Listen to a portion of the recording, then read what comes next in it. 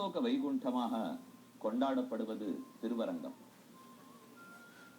திருவரங்கத்தை சுற்றி ஓடும் காவேரி வடதிருக்காவேரி தென்திருக்காவேரி என்று வழங்கப்படுகிறாள். ஐப்பசி மாசத்தன்றுதான் காவேரி ஓடத் தொடங்கினாள்.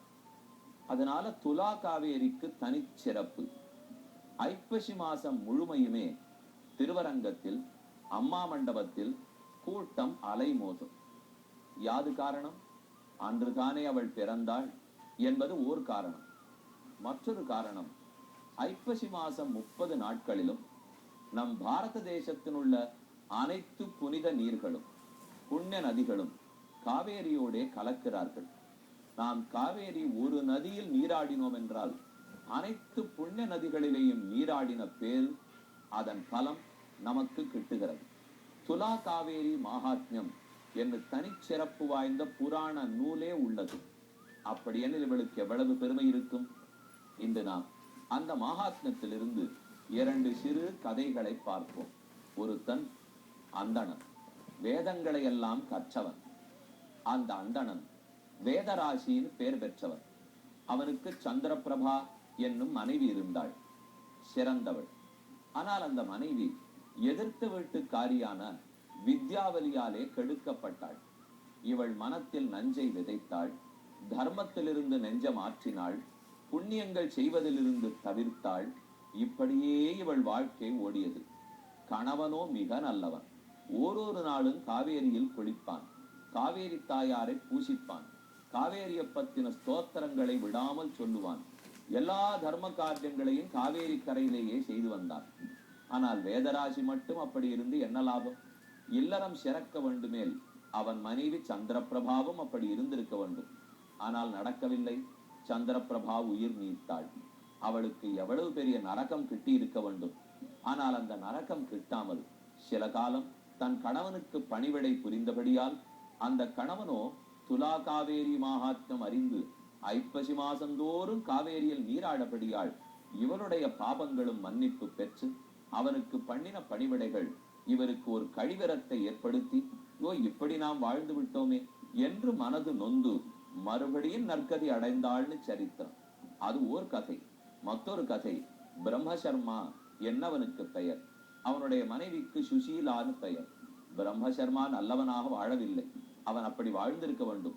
ஊரை ஏமாத்துவான். எங்கேயாவது சிராத்தம் பண்ணி வைக்க போனால் அங்கேயும் கொள்ளையடிப்பான்.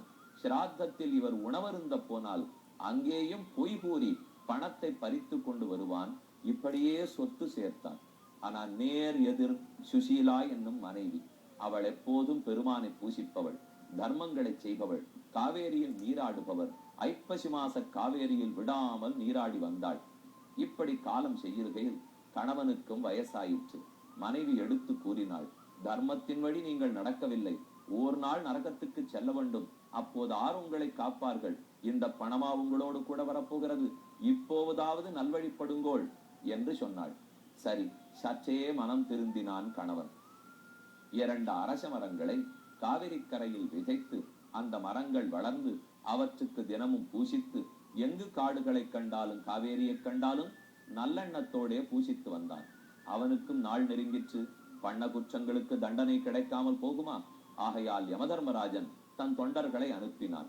ஆனால் இந்த பெண்ணுக்கு இருக்கிற கற்பு, இவளுக்கு இருக்கிற பாதிவிரத்தியம், அவள் காவேரிக்கு பண்ண பூஜை இவர்களை உள்ளே வந்து இவன் உயிரை கவரவிடாமல் தடுத்ததான்.